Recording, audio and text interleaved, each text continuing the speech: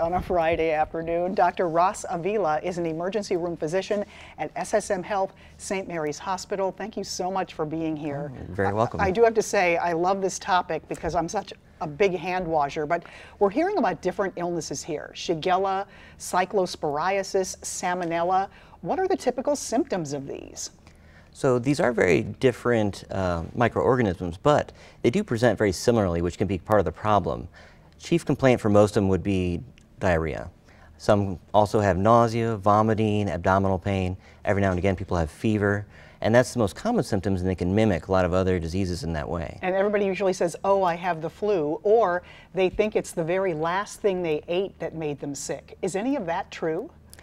Sometimes it can be the last thing. However, there are other things like washing your hands and how you sterilize things in your house that can contribute as well. Some things we look for were other people involved. Did a host of people come in at the same time, such as in North Carolina? So how do you narrow it down to say, oh, it was that salad I had at such and such a restaurant a week ago? Because we often hear that. It's very hard to narrow it down. And one of the problems without having a group of people come in is really a timeline of what you had to eat and what was the highest risk, I would say. Okay, for carrying one of these bacteria or illnesses. Hand washing, what is the right way and how often do you have to do it?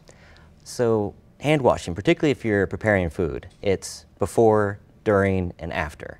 And there is a right way. The preferred way is actually with soap and water.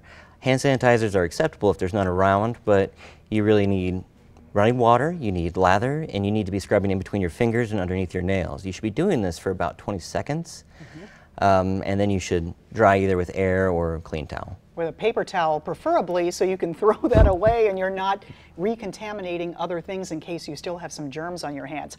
So what else can we do besides hand washing to prevent getting sick from foodborne illness, food poisoning?